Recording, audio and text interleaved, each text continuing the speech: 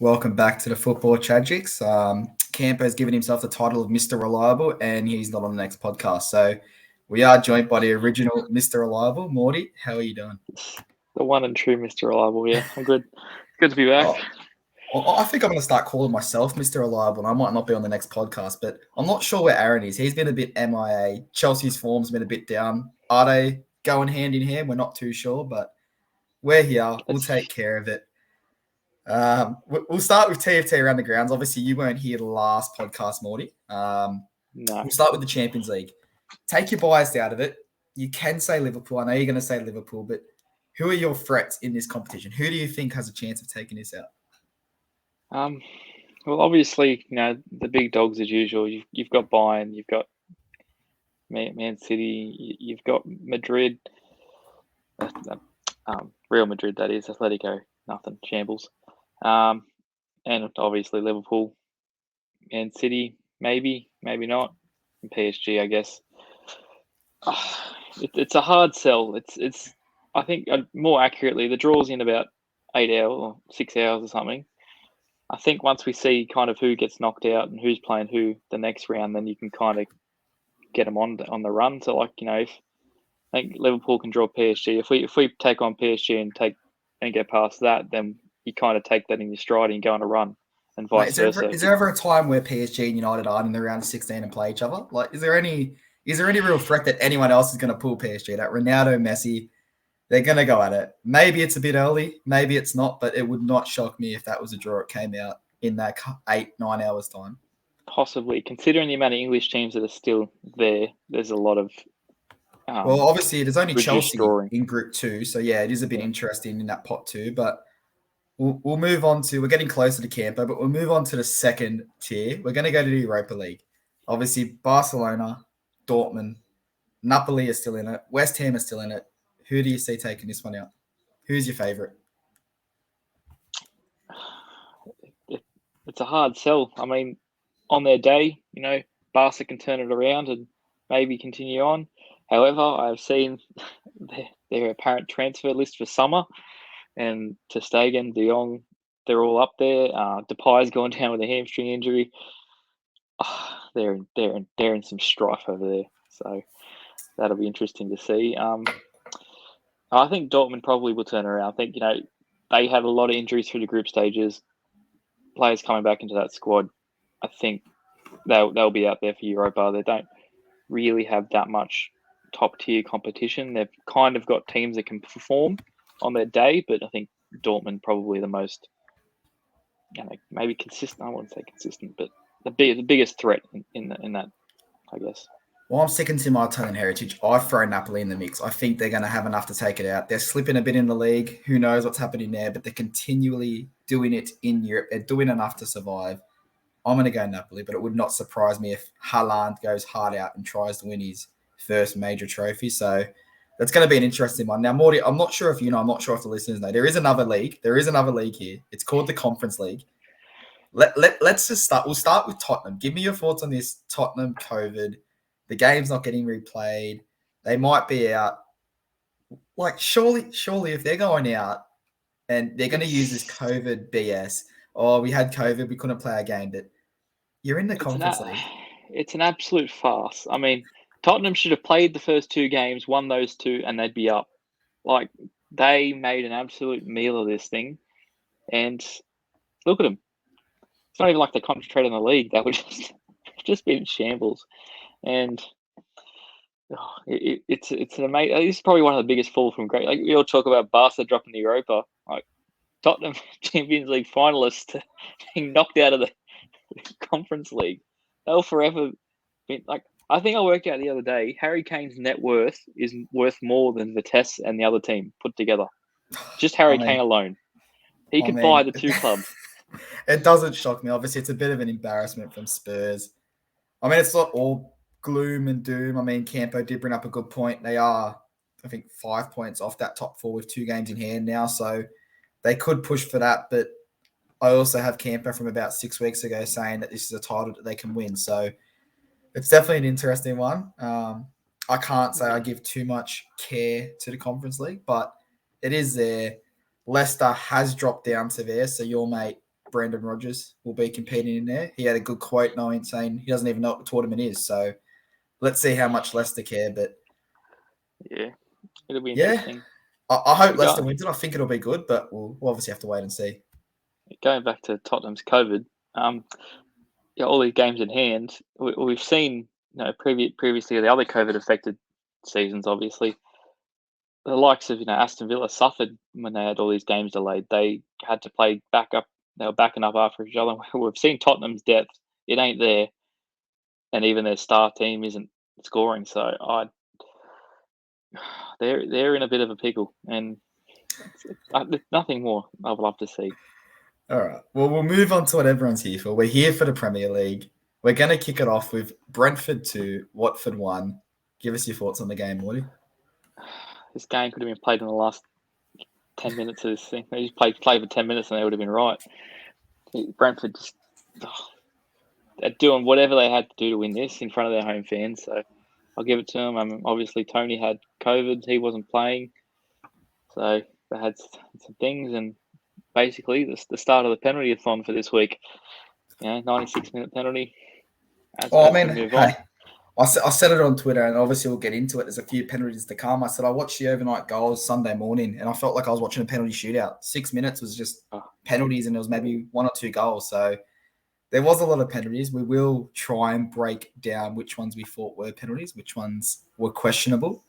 But yeah, obviously a good win for Brentford. Another setback for Ranieri and his boys, but we've been saying Brentford's been struggling, and this is the point they needed to move forward. And like you said, if they played that way for 90 minutes, they probably win 4-5-1. But that's what it is, and they move on up the table.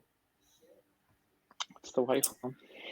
But we will move into it. I'm sure you're going to have some controversy here. You're going to say something about this penalty. Manchester City 1, Wolves 0. Before I get your thoughts on the match, I want your thoughts on the red card. Obviously, he's sent off in, I think it was 43 seconds. You give away a foul, you get carded, and you block a foul. You can't be that stupid. I don't know what. Now, maybe that headband's a bit tight. He just had absolute brain fart. I will say, the first yellow card, I don't even know if it was a yellow in regards. It was kind of a nothing. We're talking about 45th minute here. He just a bit of a nothing all round, and him just standing there going on. I'm not saying it's not deserved. Him as played Liverpool the other week, and he was no happy fella. But what are you doing there? You're a striker. You've got 10 blokes behind you that are going to stop this anyway. The game, they did a job on them. Take this out of it. Take the red card. I think they hold on for this 0-0, or it would have taken something real special from City to take it away. But I think just cast a bit of a shadow over the rest of it. Penalty or no penalty, Morty? Was it a penalty? Harsh? No. I think we were talking last season, you're probably going to go penalty, ball struck the arm, whatever, but I thought we cleared this up. I thought the amount of questionable things that went on throughout the rest of the last few years, I thought this was supposed to be cleared up. Yes, his arm's in an unnatural position because it's raised, but it's a natural position when you're jumping. I don't know any person that can jump with their arms beside them when you're turning your back to the ball. He's not trying to make himself any bigger or anything like that. So, yeah. I kind of agree. I've seen Harry Maguire jump without his hands a few times and lead to a goal. So, if Harry Maguire did that a few times, the guy might save a few penalties. We might be in a better position. But, yeah, obviously, well-deserved 3 points for City. Whether the penalty was a penalty or not, they dominated the game. They had over 70% possession, 24 shots. Wolves' keeper was unreal. Unfortunately, got the penalty against him. But, that's life. You get a penalty, it's a 50-50 chance. But moving on to where the penalty-a-thon probably really kicked into full gear. Chelsea 3, Leeds 2, 3 penalties. Take it away, Morty. Are Chelsea suffering here? What is going on here? They're struggling against some small teams. I think they're kind of starting to suffer. the City roulette. I think we're coming into it. The Chelsea roulette. Who's starting? Who's not? I mean, Jorginho, Rudiger, maybe Reece James. They're kind of pretty much the only ones that you really know they're lining up with. Thiago Silva's in and out. Yes, he's probably their best defender, but he hasn't started every game. Azpilicueta rocks up every now and again, and their attack they've got an abundance of attackers like City, and they're just being thrown together. And, don't get me wrong, individually, they're all quality players, and I think it kind of works when you're playing against quality opposition. But when you're playing against, elites, when I think they think it's too easy for themselves, and they don't really create the best chances. They're just going for, here we go, I'll score this worldie, or I'm going for this and going for that, and it becomes a bit frustrating for them. Like you get 40 minutes in, they haven't scored, and like, well, what's going on? And I don't know. I don't know what's going on behind the scenes, but it's been interesting. I mean, no, Kante, they haven't really done anything since he's been injured again. So just shows how good he is. I'll tell you, I will give props here. Obviously, Mason Mount, he is in some unbelievable form. He's scoring goals weekly now. He's getting those assists. So he is carrying that midfield. Obviously, as we've spoken about, even in our teams, if you're missing a player like Kante, you're missing half your midfield. So that could be the reason they're slipping. It could not. But, I mean, again, you look back at the end of the season, if Chelsea would have lifted the title, this is another game where they scraped through. They got that 94th minute penalty. Questionable penalty. I don't really know if it was legitimate, but I'll allow the last one. I think a bit of a dumb challenge. You're going through the back of him. Yeah, you can see it happening. But that second penalty for Chelsea, I don't know what's going on. Rafinha's got the ball clear as day, and Rudiger has gone down like an absolute salmon. The bloke's supposed to be one of the biggest bullies in the league, and he has dropped harder than Neymar. Yeah, but listen. We've all played football. If you get that contact in the box, you're going down. Let's be honest. If we're in that exact same situation, we're going down. We're calling for a penalty. Yeah, it's fine. You can go down. You can lie down. Maybe wave your arms around. Rudiger was flopping like a fish. He was rolling out like an idiot. Mate, they would have got. If that was me, they would have got the defibrillator out of the ambulance, thinking they had to come revive me or something. Like, you do what you need to do to get that penalty, and in the end, they got the 3 points. So Chelsea's laughing. They've got away with it. Yeah, but that's it. But have they really? I mean, 3-2 against Leeds. Leeds have been struggling to score at all. I mean, Rafinha's penalty, and then the bloke that came on to replace Rafinha scored. And as I said in the chat, if you're coming on to replace the only goal scorer, you better be able to score.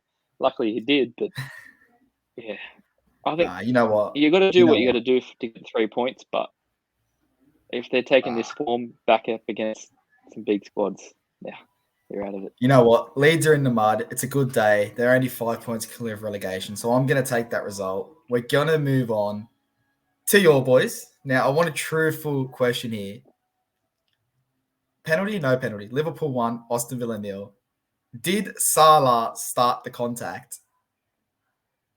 Or do you think it's a clear stone penalty? No, but you're going shoulder to shoulder. Salah beats him, and then Mings just sticks his leg in behind him. So we're not going to talk about the hand that was around Mings' back, pushing him forward when he stuck his leg out?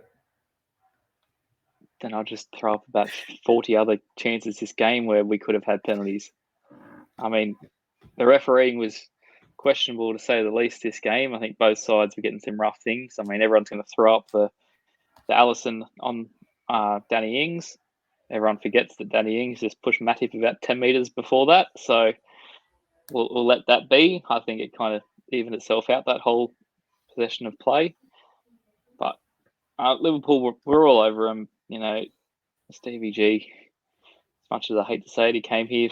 He knew he wasn't going to win. He was shaping up for that draw. And as a manager, you got to do what you got to do. But that's not the thing. I think some I wouldn't say I'm diehard Liverpool fans, but they were blowing up on social media saying that if he ever coaches our team like that, they would not follow him. I'm like, what are you talking about? They've got no quality in their squad. We've all said that. If a coach came in and sat defensively, we wouldn't support him. Like you said, those diehards. But I think every team that has Jose says it till he lifts their first title with him. So if it produces results and he keeps Villa up and he has to play that way against the big boys, I think the Villa fans and most I don't Liverpool know. fans will respect that. Player for player, I don't think Villa are in their combined 11. So, yeah, they got to do what they got to do. Fair play to them. All right. Happy One team that's not going to get called fair play, they're not going to get respect on this week's podcast. Southampton. They've gone down 3-0 to Arsenal. I'm going to start this one off. I don't know if you've seen these goals, but that first goal that Lacazette scored, they've picked the ball up in their 18-yard box. They've made 4 or 5 passes, probably one of the best Arsenal goals I've seen in a very long time, and it's finished off by Lacazette. Where is this every week? They've got the people that can pass the ball. They can counter. Yes, I get it's just Southampton, but that wasn't against United. We didn't see it last week against Everton. Is it just that they're too hit and miss, or is it just they're only going to take on the smaller teams in the Premier League and pick up points there? No, I think Arsenal try and play like that every week, but usually they're coming up against a much, stronger midfield, and they might make the 3 passes and then one gets cut out. Like, I think Southampton made them look really good. They were missing. Like, they played 5 passes. Yeah, I don't think I saw a Southampton player within 5 meters of an Arsenal player. They just kind of moved away, got the ball, played it on, and just training for. I mean, they've been in some dire form, after they lost to Everton, and they come out here and look like world beaters. Like, Southampton, I've given them no respect all year, and I'll continue to give them no respect because, mate, they are. You're done with them? You're done with them? You're ready for them to go down? Are they going down or are they staying up? Obviously, you've got Norwich, Newcastle, Burnley. They have 5 points clear. Are they staying up? I'm happy to let them stay up because they are our feeder club, and we need some players coming through over the next few years. And I'm sure if they're down in the Championship, they won't be attracting some of the players that we need. But yeah, I don't think they're going down. There are some teams a lot worse than them, but they're not the Southampton of old. So, all right. Well, we'll move on. Good result for Arsenal fans. Obviously, we have Baxter on here. Every now and again, he was buzzing. He enjoyed it. We're going to move on to my boys. Morty, can you give me your best Ronaldo impression? Can you give me one live, like right now? No, we don't do that. Don't. Just give me a Nah, we're not doing it. Can't All do right, it. Morty, you've seen the incident. Is it a penalty? I'd say it's more of a penalty than City's. I'd say they're both borderline, but like sit here and concede that on their day, one ref's giving it, one ref's not. They've got the ref. I think it's more 50-50 than the other one. So I'll give it to you. I'm not happy with the call. I think if it wasn't coming from this, I think something else was going to happen in the game. Like United were all over them. They're doing whatever they could. They finally got something, and Norwich, they're just. I mean, average. I was stressing that whole game. Obviously, I've had my choice words on Norwich in the past. They did scare me. They did actually offer a lot more than what I thought. I think there was only a 2-shot difference come the end of the game. De Gea again, man of the match. He's absolutely carrying us this season. If it wasn't for him, we'd probably be sitting where Norwich is. So massive props to him. Bruno was average. Rashford's starting to look like a player that's nowhere near the quality he was before his shoulder surgery. So that's a bit worrying, but it is only the second game in charge or third game in charge. He's still fresh. We're going to see how he's going to go, but I'll take the result. We beat Norwich. We didn't lose to him. We move up into 5th. We were obviously equal 4th at the time, but we will sit in 5th. And we're going to move to a team that was sitting in 4th. An absolute snorefest of a game. Burnley 0, West Ham 0. We're not going to talk too much about it. Morty, just give me your quick thoughts. Sum it up. You got 5 words, Morty. 5 words. I want you to count them as you're saying them. You got 5 words to sum up this game. I was that expected that West Ham would win. I thought the next result was theirs, and I was shocked. Morty, that was more than 5 words, so I'm disappointed in you. But all right? I am disappointed in you. I had to get that out because I'm going to sum it up because we ain't talking about this game. I'm going to sum it up in 2 words. Absolute shambles. And we're going to move on to another shambolic team. It's brilliant. Leicester 4, Newcastle 0. I don't know. I'm buzzing. I love watching Newcastle lose. I don't know if it's just because they've got all this money and we'd love to see them in the championship. You think they're going to sign 700 players in the championship and beat financial fair play. But this was a great result for Leicester, an absolute dominant response. Your player of the week, I believe, came from this game, but Maddison directly involved in every goal, creating everything this game. The bloke looked like prime Iniesta. He was playing balls through. I don't know if you saw his assist. He was outside the foot, no looking, straight in behind him. Oh, absolutely to die for. And then, Tillerman's back in the squad. 2 goals, obviously one's a pen, continuing the penathon, but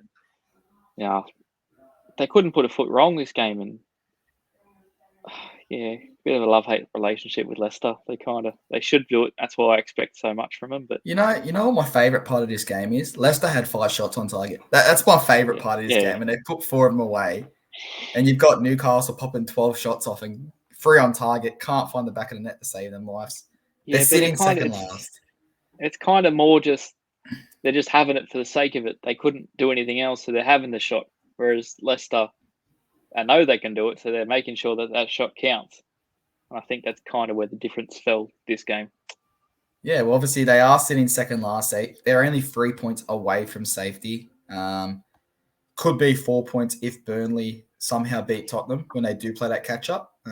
But obviously scary times for Newcastle fans. You've gone from the takeover's not happening, the takeover's happening, back to where Shambolic. So scary times for them, but we will move on to the last game. Crystal Palace 3, Everton 1. Take it away.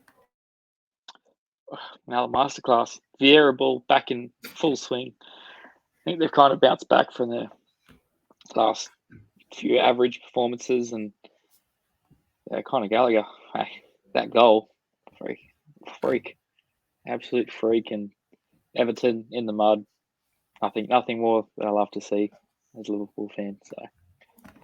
Now, I know obviously Chelsea have an abundance of midfielders, but is Gallagher the missing piece that they could recall from loan? Now, I don't know the ins and outs of what the agreement was, but as we know, if a loan club wants their player back, they usually can pull him back, especially in January. So do Chelsea pull the trigger? Do they bring him back? What are your thoughts on that?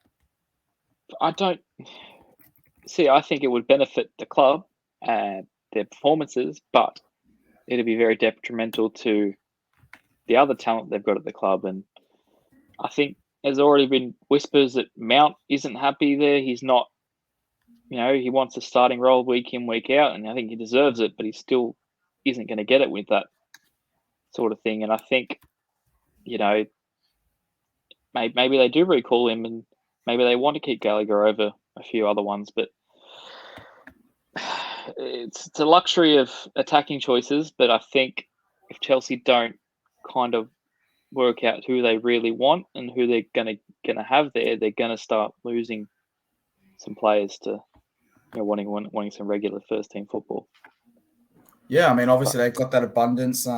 Obviously they're lucky that there is this loan system. Every year they keep airports in business when all their players come back for their medicals at the end of the year. But I mean, hey, it's a nice option to have if they were to cop injuries. They can bring a player with Gallagher's talent back, but he's doing bits at Crystal Palace. Vieira ball's on the roll. They've picked up another great 3 points. You're buzzing because it's a Merseyside team that they beat. But I don't know. Everton, 1 week they're good, 1 week they're bad. Palace, same thing. 1 week they're stunning. 1 week we're saying Vieira ball's finished. But I don't know. I don't know what to expect. It's the Christmas period. There's heaps of games coming. This is why we love the Premier League. Anything's going to happen. It is. It is like anyone can beat anyone on their day except for Norwich. They can't beat many teams. So Newcastle as well. Norwich is that they're on the up. They're doing something right. Newcastle are the ones that can't beat anyone. They've had one win. Can Dean Smith keep them up? Can they keep them up? I think Southampton doing their best to try and make that happen. I think. Give me okay. You can pick right now. They've gone up to you and they've gone, Morty, COVID stopped the season. Spurs have spread COVID around the league. Give us the 3 teams they're getting rid of. Who do you want going? Yeah. You can't pick Southampton. someone in the top half. You cannot pick someone in the top half. Southampton, Burnley, Newcastle. All right, we're going to leave it there. We'll be back for next week's show. Campo might kill Morty in the meantime, but so might Givo. Who knows? But we'll be back. We'll see you soon. We've been the Football Tragics, and we'll see you on the review. Peace. Catches.